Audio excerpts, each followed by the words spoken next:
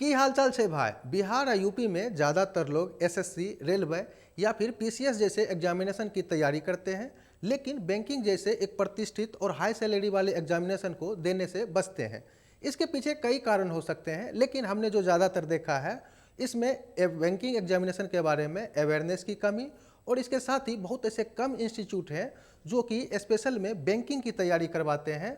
तो इस वजह से बहुत सारे छात्र इस एग्जामिनेशन को देने से बचते हैं। और दूसरी तरफ हमने देखा है कि बैंकिंग एग्जामिनेशन के बारे में एक मिथ फैला दी गई है कि जिनका इंग्लिश अच्छा नहीं है वो इस एग्जामिनेशन को क्वालिफाई कर ही नहीं सकते हैं। तो मैंने आपकी जानकारी के लिए बहुत ऐसे लोगों से मिला जिन्होंने पहले से बैंकिंग एग्जामिनेशन को क्वालिफाई कर रखा है। तो उन्होंने जो बताया मैं वो आपसे शेयर करना चाहता हूँ। ऐसा नहीं है कि इंग्लिश के बिना इस एग्जामिनेशन को क्वालिफाई नहीं किया जा सकता है। हाँ, ये ज़रूर है कि इंग्लिश में आपको अच्छा करना होगा, लेकिन वो कोई बड़ी चुनौती नहीं है। अगर आप इस पे 6 से 7 महीना आराम से वोकैब पे और ग्रामर पर देंगे तो ईजिली आप इस एग्जामिनेशन को क्वालिफाई कर लेंगे। इसके साथ ही उन्होंने एक बात और बताया कि इंग्लिश के अलावा आपके पास मैथ और रीजनिंग में भी अच्छी खासी पकड़ होना चाहिए, तभी आप बैंकिंग जैसे एग्जामिनेशन को क्वालिफाई कर सकते हैं। तो इस वीडियो में हम कंप्लीट रूप से आपको बताएंगे कि बैंकिंग जैसे एग्जामिनेशन को क्वालिफाई करने के लिए आपकी रणनीति क्या होनी चाहिए।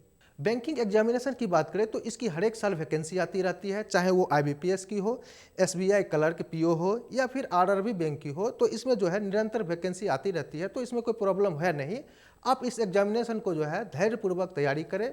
ज़्यादा नहीं, 6 से अगर 8 महीना आप इस पर मेहनत कर लेते हैं तो एक ना एक जो है आप जो है बैंकिंग एग्जामिनेशन को क्वालिफाई कर लेंगे। और इसमें चाहे जो भी एग्जामिनेशन होते हैं, चाहे एसबीआई की हो, आईबीपीएस की हो या फिर आरआरबी जैसे एग्जामिनेशन हो, तो इसमें यह देखा गया है कि कमोबेश इनका सिलेबस एक जैसा होता है। तो अगर आप इसका एक बार ठीक ढंग से तैयारी कर लेते हैं तो आपको कोई प्रॉब्लम नहीं होने वाली है। और अलग अलग जो भी एग्जामिनेशन आएंगे उसमें आप बैठने के लिए एलिजिबल भी होंगे, और आपको अलग अलग जो है पैटर्न चेंज भी नहीं करना पड़ेगा, जैसे कि आपको रेलवे, एसएससी या फिर अन्य कॉम्पिटिटिव एग्जामिनेशन में देखने को मिलता है। जैसे कि मैं अगर आपको एक उदाहरण दूं तो जो भी बैंकिंग के एग्जामिनेशन होते हैं जो क्लर्क लेवल की, उसमें 2 एग्जाम होते हैं, एक तो पीटी होता है और दूसरा मेंस होता है।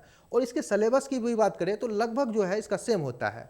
जैसे प्री की बात करें तो उसमें मैथ, रीजनिंग और इंग्लिश से क्वेश्चन आते हैं। वहीं मेंस में भी आप देखोगे तो मैथ, रीजनिंग, इंग्लिश तो आते ही हैं, इसके साथ मात्र जुड़ जाता है जीए, जिसे कहते हैं जनरल अवेयरनेस। तो आप देखोगे अगर आपने प्रीलिम्स का तैयारी ठीक ढंग से किया है तो आप मेंस में भी अच्छा कर सकते हो, और आपको जो है ज़्यादा इधर उधर भागने की जरूरत भी नहीं पड़ेगी। तो आप थोड़ा समझ लेते हैं इस एग्जामिनेशन में बैठने के लिए आपके पास क्या योग्यता होना चाहिए।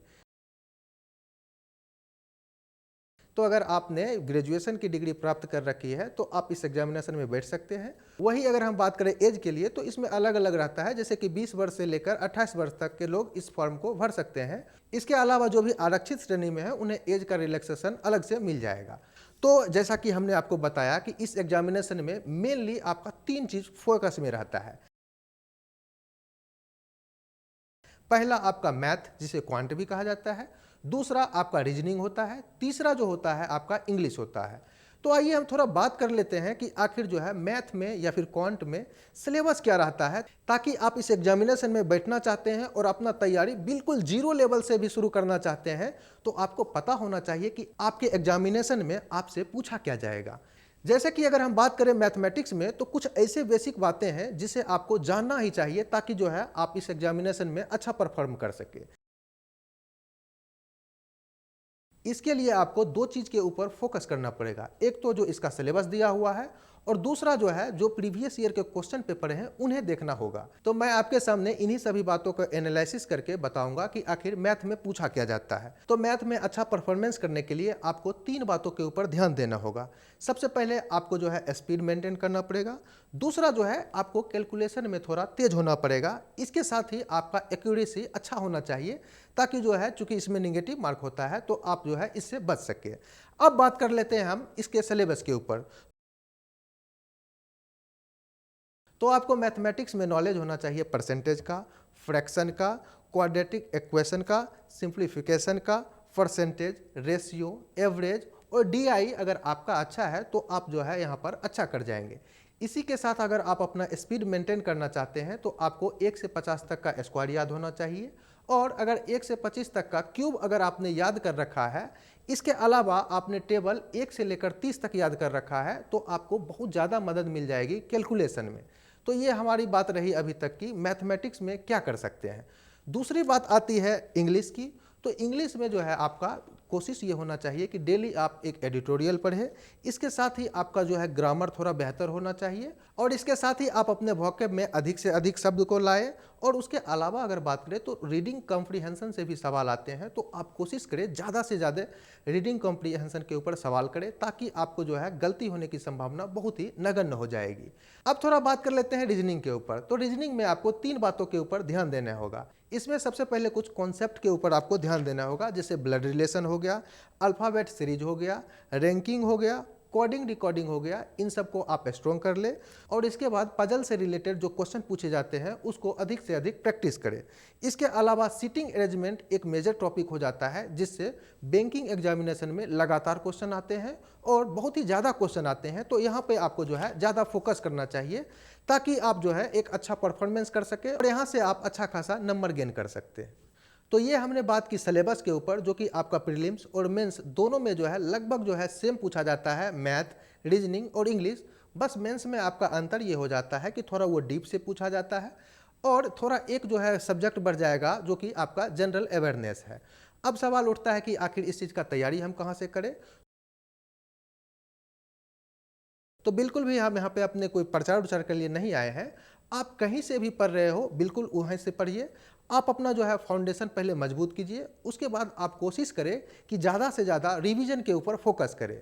और जब आप रिवीजन कर लें अच्छे से, तो कोशिश करें एक मॉक टेस्ट लगाएं, वो कहीं का भी हो सकता है। आप जो है ज़्यादा से ज़्यादा मॉक टेस्ट करें, और इसके साथ ही आपको हमेशा ध्यान रखना चाहिए कि जो भी प्रीवियस ईयर में बैंकिंग से रिलेटेड प्रश्न पूछे गए हैं, चाहे वो एसबीआई का हो या फिर आईबीपीएस या फिर आरआरबी का हो, जहां से भी आपको मिले तो प्रीवियस ईयर क्वेश्चन को हल करने का प्रयास करें और उस पैटर्न को समझने का प्रयास करें जहां से बार बार क्वेश्चन पूछे जा रहे हैं।